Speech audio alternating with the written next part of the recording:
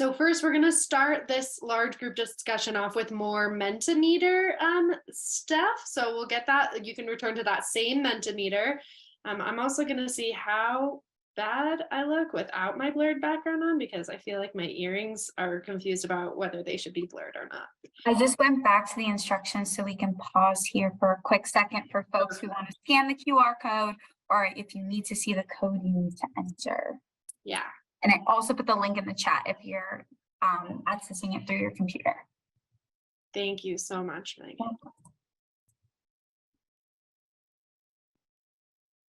While you all are getting on there, I do want to warn everyone where I am, there's a big storm brewing. It's thundering and raining really hard, and there's a lot of wind. So if I drop off, my colleague and boss, Suzanne Spear, is going to take over. So if I suddenly disappear, it was the weather, but we can always use the moisture here in Colorado, so not complaining. Awesome. And I see 39 people have joined us so far. So Colin, are we good to wait another few seconds? Perfect. If you have technical difficulties, let us know. I'm not a pro at fixing Mentimeter, but I can try my best. So we're all here to do, right? Try our best. Give what we can and accept that perfection is an illusion. Awesome. And I see 50 people, so I'm going to go ahead and advance for you, Helen. Awesome. Thank you so much, Megan. Take a minute. Okay, so our first question, and this is like considering everything you've heard over the last 2 days, that this whole large group discussion will be around that of like we're kind of trying to take everything we've heard, sort of integrate it, process it, and yeah, synergize what we have. So our first question is, how would you describe the current coaching culture at your, that's my bad, health center workforce? And it could be at your PCA or HCCN or NTAP as well, but at your organization, what's going on? Got some stuff coming in. Inconsistent is or non-existent. Those are the top right now, but we'll see as things grow. Non-existent and inconsistent are still staying high, but we've also got possible and encouraging. There's some good stuff going on as well as some others, but I also really appreciate your honesty and vulnerability that, you know, some of it is haphazard, some of it's slow, some of it's in its infancy or it's a low priority, but there's, you know, that's what we're here to do, is to think about how we can build that out.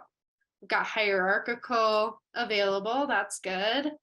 In discussion, I really love haphazard, partly because I did not know that that's how you spelled haphazard, and it's a good word.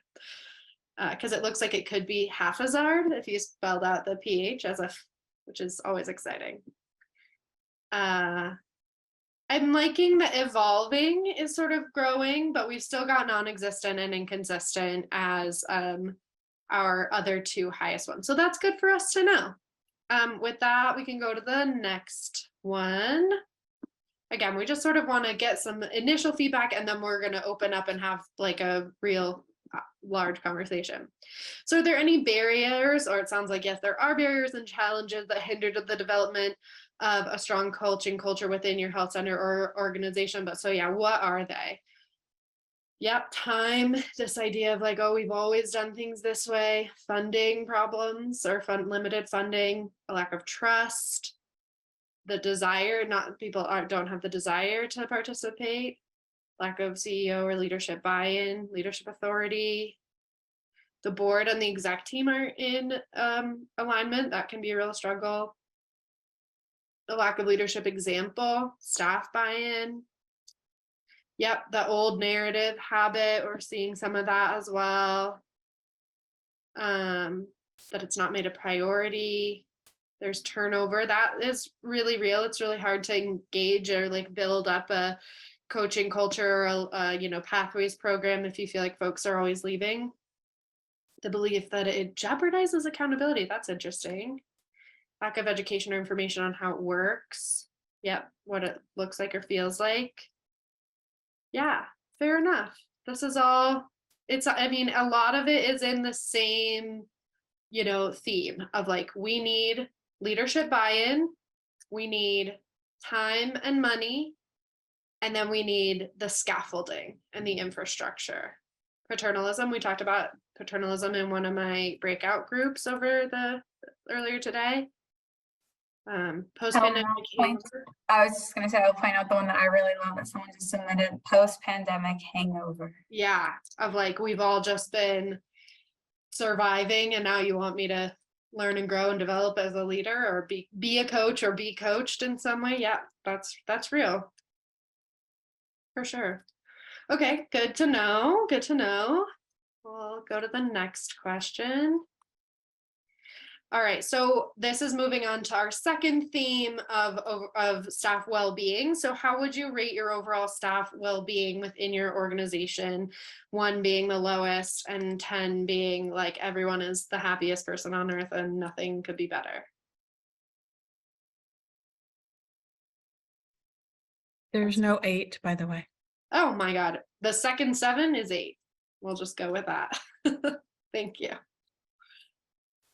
All right, so across the middle, no one's like yet, no one's like at the very, very tippy top. But again, if they were, I would be so excited for you, and we'd all want to hear from you immediately. And then, yeah, we've got like truly looking like a good bell curve with some a little heavier weighted to the not doing so great. Okay, let's see our next question. All right, so how would you describe the current level of collaboration and partnership between your health center and external stakeholders? And again, this is getting to our third theme around partnerships, pathways, those kinds of deals, a lot of the things that we talked about yesterday. So what's going on? Strong, nice, active, moderate, fair, robust. Oh, love the word robust. It just conveys so much. Needs to grow. There's too much duplication of efforts for sure. Emerging, some great, some not. Fair enough. Good but not great. Educational community partnerships are strong. Fantastic. Some moderate, some unstable, vital, and excellent. Oh, again, vital, robust. These are great words to describe things that are good. Highly and mostly effectively collaborative, very nice, supportive, growing and strengthening. So honestly, of our 3 themes, this like partnership area so far seems, to be like the strongest for this group, which is good to know and good for us to think about like the areas we need to be building on. And then I'm sure that there's some like like intersections of these things, where what are ways that we can leverage any partnerships that we have to build a coaching culture or build out any wellness programs and thinking around that. But there's also of course some that aren't great, some isolated, some fleeting, some other person can do it. In the chat, we've got stable but growing. Okay, and then I think we have one more question, if I'm not mistaken. Counting is hard sometimes. All right, so what are some potential opportunities for developing new partnerships or strengthening those existing ones? So for those of you that entered that you have really strong partnerships, how can you be strengthening those or building on those to build other ones? And for those of you who are saying, we don't quite have these partnerships or collaborations up and running yet, what are those opportunities for developing new ones? More frequent communication, for sure. Higher visibility or community involvement, definitely. Connections with regional agencies around workforce. I think this gets at like, how do we build coalitions? And so maybe for those of you who do have strong connections, like maybe put in the chat even what has worked or how have you built those? So we've got PCA collaborations with education groups, bringing on a new staff with partnership skills or established relationships, for sure being the driver. Again, getting back to that consistent communication, a mindset that allows for new strategy. The old way ain't working, fair enough.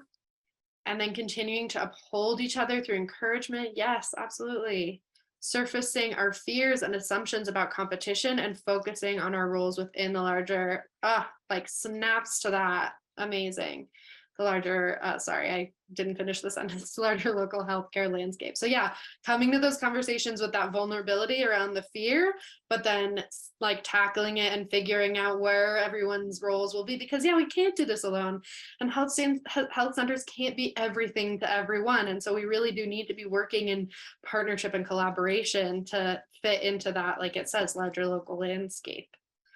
Partnering with high schools to build training opportunities, awesome. Getting to that pathways piece, participation is the first step. So yeah, us being participatory as well as part of building those relationships and partnerships. And then there's one I can't read, continuing to find means of developing workforce for more skilled roles, shared vision and goals and communication with them. Nice. Okay, awesome. Well, that's my last question, to sort of like for us all to see where each other are in the process, and for us all to for us to know like where the conversation is going and where some of our peers are and where, you know, we can hope to go ourselves. So I'm going to challenge you all. This group, you're awesome. Workforce folks are the best folks. I mean, clinical folks, and we're all awesome, but we all know that workforce folks are great, including clinical folks who are workforce folks. So you've been fantastic so far, and I'm going to challenge you to continue to be fantastic, even though here we are near the end of the summit, near the end of our days. But there's been so much engagement in the chat, and I know that my breakout groups were really engaged. So I'm going to challenge you to join me in this large group discussion, and I'm going to ask some questions and put it out to the group, and I want to hear from you, and I want you to hear from your peers, and we're just going to sort of like imagine if we were in person in a big room and we're all talking about some things that really matter to all of us. So with that in mind, and with sort of some of the information you have already about where your peers are in this process, getting back to the coaching culture piece of it, what are folks thinking about how we can encourage and support the integration of coaching practices into daily workflow and interactions? After a lot of the content of today, what's bubbling to the top there of how we can really encourage and support the integration of coaching practices into daily workforce and interactions? And I'm going to put that question in the chat too, in case it's easier for you to take information in by seeing it. Or reading it. I'll give everyone a moment to think, but yeah, I want to hear from you, and I believe in you that you'll participate and you won't just leave me sitting here in silence in a rainy town. Well, there's one thing that comes to my mind, and this is very much driven in kind of a deconstruction. It's more, I don't know, theoretical, but you know, in taking this idea of queering things up and taking this idea of, deconstructing what is. I mean, we had presenters talk about that today, both. Taking a look at where you can learn and who you can learn from. And it doesn't have to be a top down.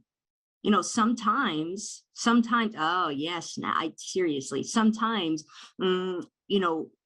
being out there and doing the work, and even coming in with the fresh interns, when you have interns, when you have somebody who has just recently graduated, whether it be on the medical side or, behavioral health, or even somebody coming in new for like marketing and social media stuff, really listening to them. I mean, that's why we hire them. But listening to them and not just like, yay, we checked the box, but instead like, yeah, dang, let's implement it. Like, let's be inclusive of the stuff. Yeah, for sure. I love that. And you're getting claps in the chat, claps on the as reactions. I think that that's so important. I think we've heard a decent amount. I think this kind of speaks to this idea of like generations. And at the ACU Star Center, we try to really challenge this idea that like generations are inherently different, because we do a whole webinar about where generations came from, and I won't go into that. But basically, I think I really value your point of like, no matter what generation someone is in, if they're coming into your organization, they're bringing that new perspective, and we need to be tapping into that and yeah, like dismantling these hierarchical systems. We saw that in the Mentimeter a lot, that's part of the problem is, no leadership buy-in or hierarchical system, or this idea of like, that's always how we did it. And we can see that that's a problem. People are reporting that that's a problem. So yeah, thank you so much. We've also got in the chat using a curiosity mentality, which definitely relates back to what you were saying, Tanisha. Not a judgment mentality, also working to allow the team member to come up with their own answers. Managers don't have to come up with all the answers, for sure. And then transparency and ownership. I think in this room we've got like some really good energy for these ideas of like, breaking down those hierarchical systems. And now we just need to get in there and be little mice who chew at the wires of the hierarchies. Nice. Anything else that's coming up for folks about how we can encourage and support the integration of those coaching practices into daily workflow and interactions? And So- I know, I'm sorry. Go ahead. No, I as someone who's mentored by Mary Blankson, and I, learned from her also, I think what's really important is just starting to be a mentor, because that trickle down has long-standing impact on your organizations. And I know my hopes and ambitions to be a good mentor mirror the good mentors that I had. And I try really hard to continue to reflect on that. And learn from Mary Blankson, Margaret Flinter, and continue to feed off of that, and then try to mirror that behavior and learn and grow. And it's something that I've practiced, been intentional about, made it a goal with Margaret, with Mary, and had that open. And someone said transparency and ownership. I really love that. Just making it important. I know a good example is I had to go to Oregon, and I asked Megan to come with me.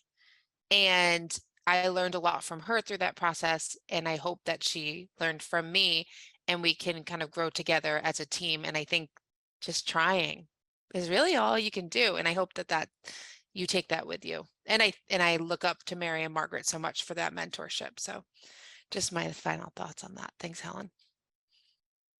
Absolutely. And I really love what you said about that's what you practice. Like, it's not something you didn't just start coaching and mentoring and one day everything was perfect. You practiced it. It's a skill you are continually growing in yourself, and passing on to the next, a new person, not the next generation. I don't like that. Michelle, it looks like you want to say something. And I think, Tanisha, you had something to say, so I didn't want to jump in first if you were going to say something. So really quickly, I just wanted to share that, this is maybe the benefit of coming from a clinical, psychosocial model, but mirror neurons are a thing. It's a human condition thing. And, the old school, therapy was mimesis, right? Well, okay, we don't really do this. So pardon, the example here, if your client is smoking a cigarette, right, this is what they would do. That's really tacky. So an old one, but, we really want to connect. We want to be seen. And so if we are modeling that in transparency, for me, I'm traumatized by that word. It's used. When I hear somebody say it, the hairs on the back of my neck go, oh, okay. Right? It's what we do. We speak with our feet, but that idea of mirror neurons, absolutely. We need to see it shown to us. And so when we have somebody who is mentoring that, and we want to put that in like, oh man, yeah, I see that. And I really like that. That is just tried and true. And you don't need a degree to know that. And that's beautiful stuff. Awesome. Thank you. I agree 100%. With everything you just said, Tanisha. And what I was going to say was the importance of the constant bidirectional communication, of ensuring that if you're going to be a mentor, somebody who's, in the coaching role, that you're also putting aside, I think, that natural ego aspect and the already power differentials that exist, that you are not just sort of imparting that on someone else, but they're also imparting just as much on you, and you're learning just as much from them as they're learning from you. So I think the coaching, mentoring, I really see it more than anything as a partnership. And I think having a trauma-informed perspective on this, yeah. I come from a social work background, so I'm seeing you on camera and I'm like, totally get it.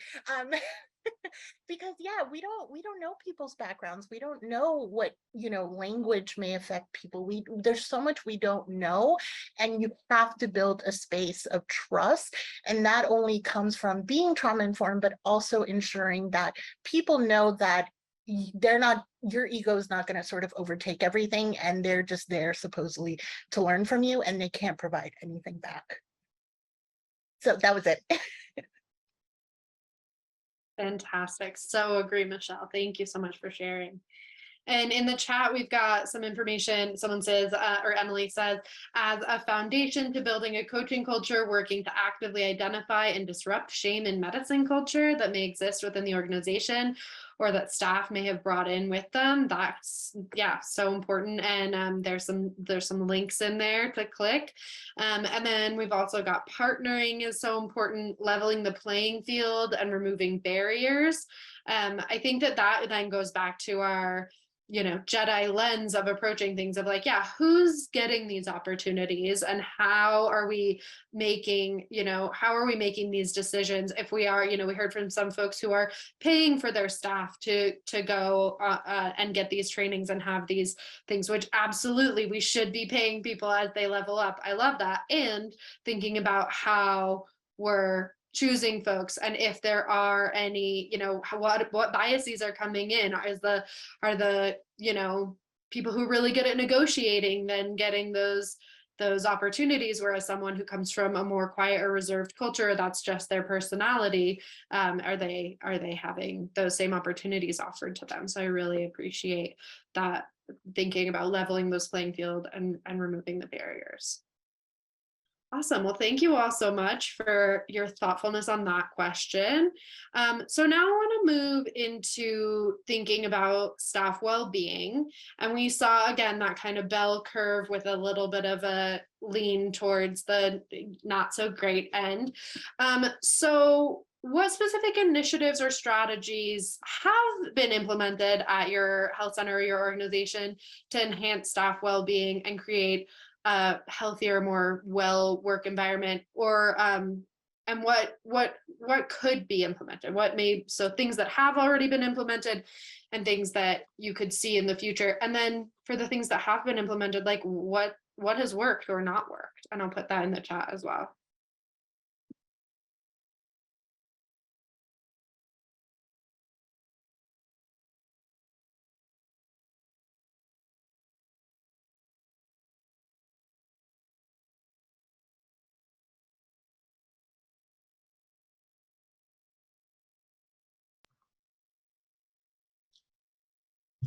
So the organization has taken on, and this is a large FQHC, so 17 locations, more than 700 employees. And we have a committee that is driven, it's an acronym, an acrostic for, it is CHEER, and I don't know if Cheryl Lord Hernandez is available to look this up for me. I forget what the acronym is, but it's highly encouraging. This is something that gets sent out on a monthly basis, and it hits these ideas of like, hey, what's going on for the month? Are they nationally recognized holidays, or even holidays that are more significant across cultures, across ethnicities, across different societies, right? Different norms. That is a beautiful thing, and there is some room for growth in that, in terms of what is being recognized. And if we're recognizing some, how can we recognize all? And if that becomes too much, then maybe there's just some room for better understanding how to do that. Another thing is, hey, giving some kudos, hey, give some shout outs to your peers, give some shout outs to people who, you caught them doing something good. And some of that has been a little bit competitive, hey, who's going to get the most, who can send the most, as opposed to value-based. But those are neat ideas, and I think probably, yeah, lots more to do with that. Yeah, thank you, Tanisha. It's CHEER is the Committee for Health and Happiness, Employee Engagement and Recognition. And we are just about to come up on our year of being in existence. And so, yeah, there's everything Tanisha said is true. There's definitely a lot of opportunity in there to grow it, adapt it a little bit. And we also want to put in there the DEIB feature probably in the coming year to be able to make sure that we are being very inclusive. There were some things that we didn't do because we didn't know how to do, and we didn't want to recognize one group without also recognizing another group with regards to diversity and things. And so it can be a little tricky, but we got to start somewhere, right? You got to start somewhere, and bringing that connection across clinics and across departments. It's been really fun. It's been really fun, and I think it's a good thing overall for sure. Thanks for bringing that up. Nice. Thank you both for sharing. And I really love your point of like, we've got to start somewhere. I think so often, especially around JEDI or DEI or DEIB or IDEA, there's so many acronyms. Across that work, we sometimes let perfect be the enemy of the good. And we can never be perfect. In fact, perfect is a social construct in and of itself, and perfectionism is a marker of white supremacy culture. And so if we let go of that idea that we have to do it exactly right from the very start or ever even, then we can, like you're saying, get started and grow from there. I think that's really powerful, and I'm so glad you all are doing that. I wanted to share that in the chat, someone said that we've recently been constructing a 2,000-piece puzzle. Everyone sees the puzzle differently as a matter of perspective, and the puzzle will be framed once we as a team finish it together. I love that as like a team project, something you can just like put one or two pieces in as you're walking by. That's very out of the box, pun intended, and very, very fun. All right. And then, like we heard, CHEER, the Community for Health, Happiness, Employee Engagement and Recognition. I really like that. And then we've got Michelle saying, and failure is really important too. It's always seen as a negative, but how do we test, evolve, try, and learn without it? For sure. And it should be more accepted. Yes, I love that point. I wanted to share, and this is something I learned from a health center that I conducted an interview with. The interview is available at the link that I just put in the chat. One of their well-being activities is that they have a rotation of RNs whose entire job is to cover leave so that everyone can take leave without feeling like they're overburdening their colleagues, and that it doesn't create that like, oh, so-and-so went on vacation and now I have this extra work. And so, the RNs like go to different sites, and if no one's on vacation, which is relatively rare, there's still work for them to be doing. But I think that was a really cool idea of like employing people whose entire job is to provide coverage for providers who are going on vacation. I think that's really cool. And then Tanisha put in the chat, when we learn, we suffer, when we learn to suffer, we suffer much, much less. Oh, I love that. And growth-minded framing of what is ahead of us and what is uncomfortable. Amanda, did you want to add something? Sure. I actually wanted to let everyone know that we're going to start to kind of slow down the day. We thank you, Helen, for leading this. I think what's really special is that as NTAPs, the conversation doesn't have to stop, that this is just one of the many activities, opportunities that we have, areas for conversation and space to work together to continue to take on the challenges that we take on every day in hopes of providing the best possible quality care for our patients and supporting our workforce so that we can continue to do that.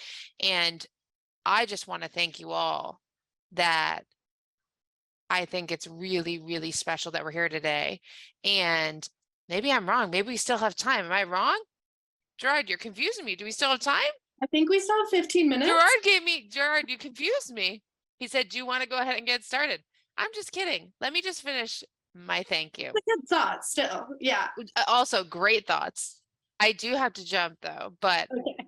I want everyone to know that I encourage you all to continue to join our sessions and continue to have these conversations and join us throughout the coming activities in the coming year. And I thank you for joining us. And Gerard, you got me all confused. Keep on going. Thanks, everyone. Thank you, Amanda, and thank you for sharing your insights throughout. And I absolutely second that emotion, as we say, and we will continue this conversation for the next 15 minutes too, but we as NTABs and as primary care associations, regional primary care associations, HCCNs, we're here and we're excited to be having these conversations in, big events like this, but also in smaller groups. And so, yeah, I second Amanda's sentiment that we can continue having these conversations as the months and years progress. So also getting back into it, because I want to keep talking to you all for 15 minutes with you all. In the chat, we've got use pat on the back awards for outstanding recognition of hard work, culture diversity lunch meeting, where the staff can bring meals specific to the their culture to explain the diverse background. Diversity holiday allowed 1 8-hour day off to celebrate your culture. Some people refer to that as like a floating holiday, so that's awesome to provide that. This is on top of the regular paid leave wellness walking and dancing group with access to classrooms for using to host amazing food trucks to include smoothie and healthy meals to assist with the 30-minute quick lunch. Oh my God, Paula, y'all are on it. You have so much going on. If you wouldn't mind coming off mute, can you tell us a little bit about like how some of those programs got started? I think it's just because we do have such a diverse group. Let me turn my camera on. I'm sorry. We do have such a diverse group in our area because we are in the right now currently Fort Bragg area, which will be Fort Liberty here soon. And then we have people from all over who do have so many different backgrounds, and just trying to open up ourselves to some of the conversations we had earlier, learning the people that we work with. And how do we learn? We go through exposure. And so exposing people to, we have 3 different levels here in this facility, from our clinical areas to our administrative areas to our CPD continuing education classes. And sometimes those people don't even intertwine. They don't even see each other unless they're passing each other on a staircase. So we had done some surveys internally, and like, what kind of ideas do we come up with? How do people to know each other when they walk in a room or greet each other in the hallway? And so a lot of those came out of those conversations and those surveys. The food trucks kind of came in when COVID did. We had to change over from hour lunches for our staff to 30-minute lunches. And so having easier access to some healthier meals, smoothies, coffee trucks and things like that, they actually brought them on campus. And that became also something good for the staff because they could go out and stand while they were waiting in line and mingle with each other, and they got to know each other a lot better. So the dance classes and things like that were all part of a healthy living, kind of doing some wellness things. We have people who wanted to dance who didn't want to necessarily pay for a gym membership.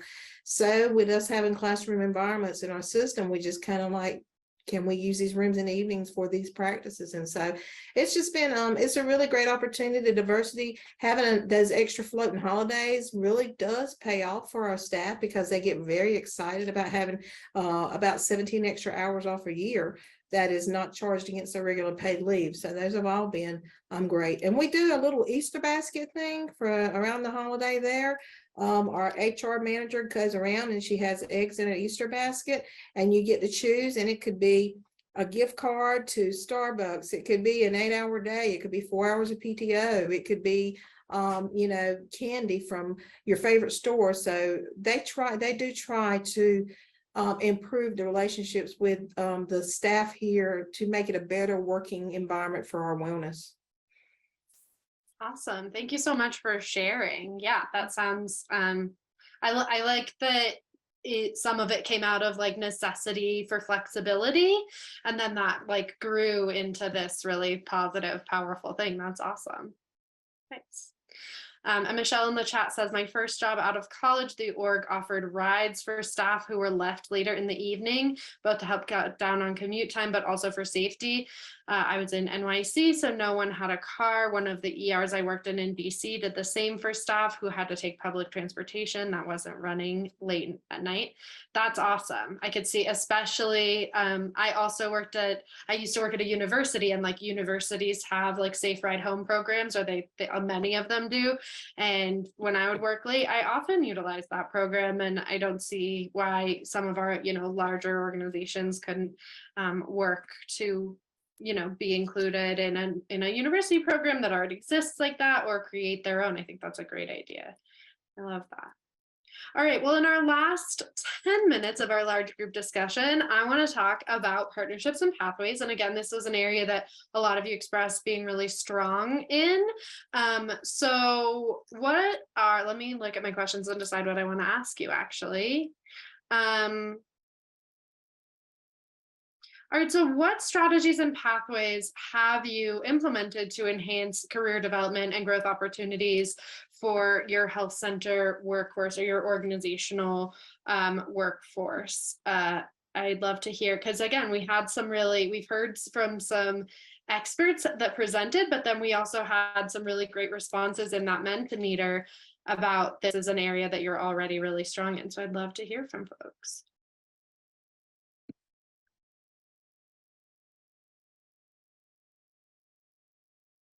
And I'll put it in the chat as well. And Katya's putting in the chat that NAC recently explored the power of creativity for healing to shine the light on the ways art and creativity can enhance healing in the health center setting and recharge care teams through a 4-part webinar series. Here's the link to the NAC blog and the link for the recorded event. So that's awesome. Yeah, that sort of reminds me of the puzzle of like, it doesn't have to be like, oh, we're all going to go meditate together or whatever. But yeah, this idea of like, how can we have a creative outlet within this potentially stressful environment? I love the animated Zoom things that like the thumbs up isn't just a stagnant thumbs up. Now it goes. Anyway, that's a side note. But what are some strategies or pathways or strategies around pathways that your organizations have implemented or created to enhance career development and growth opportunities? We can also meditate together, Gerard. We can dance, we can crochet, we can meditate, all the things. Cheryl shared that they have developed 25 plus career path maps. Oh my gosh, that's amazing. And they'll digitize these to be more user friendly by the end of the year. Cheryl, will you share those with us when they're ready? Because we would absolutely love to see them. Sure, we can email you some samples of what they are right now, like in PDF format. They're really great discussion tools for managers when they have someone coming to them saying, I'm kind of bored in my job, and now what's my next thing for me? The managers pull those out, and it's helpful. Oh my God, that's great. Yeah, I think so often, and I've definitely experienced this in my career, we don't know what we don't know. And so we don't know what a career pathway can look like if we're, in a certain position. We don't know what the next steps are. And there's not necessarily one exact pathway, but just having that example is really helpful. So I'm so excited that y'all are doing that. And then Michaela shared that she thinks that letting people know career ladders and such to grow within, because a lot of folks don't know the paths to get to the different places in the organization. Again, same feeling of like, yeah, we don't know what we don't know. So sometimes it's someone might want to grow in an organization, but we don't necessarily even know what question to ask. And we, so having those pathways laid out and available is really great. All right, so what are some other partnerships? Leave aside the pathways piece. How are other folks engaging in partnerships at your organization? I feel like that was at the Mentimeter, there was a lot of really strong responses there. So I want to hear the details of those.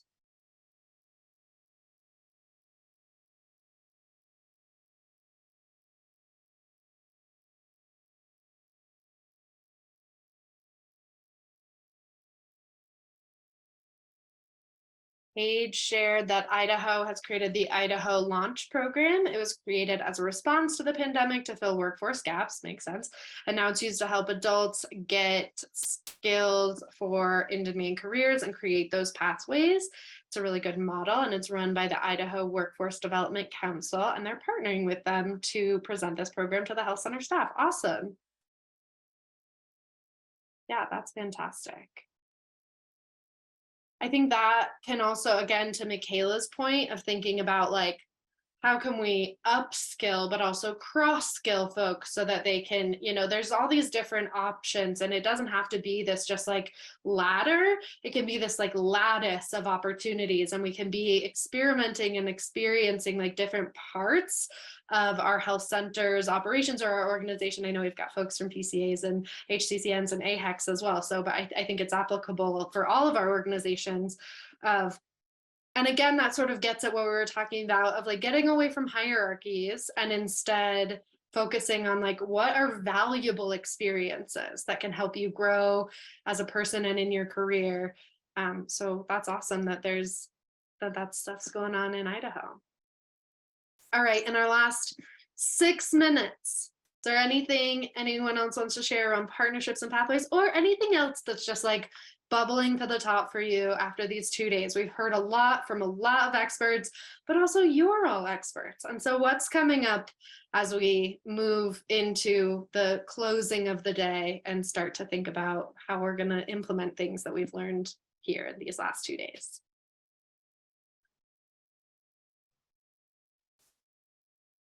Hi, Helen. While we wait for folks to come off mute to answer that, I'm going to go ahead and launch our evaluation poll, if that's okay. Yes, please do. Thank you. And then Tanisha, were you going to add something? Curiosity and interest, just as, that step forward going into meetings, hey, what is the purpose here? If you're not seeing that, doing that, certainly call in. If we put somebody on the defense, they're not going to, necessarily be working with us. So, just being curious, hey, what else could there be? Hey, where else could this go? Or, how else might that look? I love that. Yeah, that's awesome. And then back to our last question, I don't want to miss any of our content. Paula shared that they offer AHEC Scholar programs, which is a 2-year program to recruit to healthcare. And they offer Virtual Practice Manager Academy to recruit and train office managers for clinics. That's awesome, Paula. AHECs are the best. I mean, again, we're all the best, but I love an AHEC. And for those, in case you don't know, an AHEC is an area health education center. So if you're in the workforce world, find your AHEC and work with them because they're great. Yeah, I'm finding myself really inspired by all of you, all the work that you're doing already. Hearing from a lot of these experts, I think is really wonderful. Of course, we try to bring you exciting, speakers and content, but then seeing the amount of engagement in the chat really showed me that like y'all are in it. You're doing the work, you're creating better environments for yourselves and your health center staff, and therefore your patients. Like it all comes down to, of course, we want to be serving our patients, but we can't do that if we're not serving our own employees. And in one of my breakout groups, and I already shared this with a different breakout groups, but in one of my breakout groups, someone shared, and I'm sorry, I can't remember who you were, so shout out if it was you, that they're applying this customer service lens to how they're treating their employees as well. And I think that that's a really nice way to think about it of like, yes, we as employees are in service to our patients and our communities, but our organizations should be acting in service to us. And I really like that. Michelle says she feels motivated by the last 2 days. I absolutely agree. What else is coming up for people?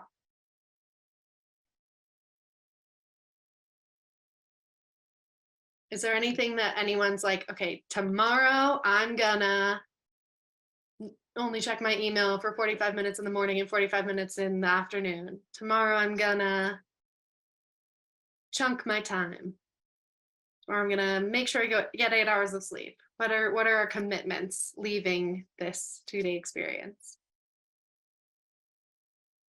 I'll just offer up and be vulnerable and honest and say that I'm going to ask my team if certain meetings that we have are necessary. So, you know, because I want to know. That was something that I was like, we should have a discussion about this. I just thought that was working, but maybe we should actually talk about it. Awesome. I love that. Nice. Michaela feels motivated to create a vision board to remind herself to take care of herself and to value her time better. Yes. I know within of course we have a little Slack group, and within our ACU group, someone shared from their breakout group that the quote of like, I'm going to take care of me because I am worth taking care of. So I also really love that piece of like, yeah, we're all worth taking care of, and we're all worth giving ourselves love. So that's wonderful. Well, thank you all so much for engaging with me in this. I know doing a large group discussion of 100+ people at the beginning kind of dropped down, but that's okay. Can be really nerve-wracking and can be intense, but I really appreciate you all coming together to share with me and have this conversation. We do still have some closing remarks from Gerard, so I'll pass it back to Gerard, and thank you all so much again for being here with us and participating in this. And Suzanne, we'll get you information about completing CE registration for nursing. Thank you all so much, and I hope you all have a wonderful rest of your day.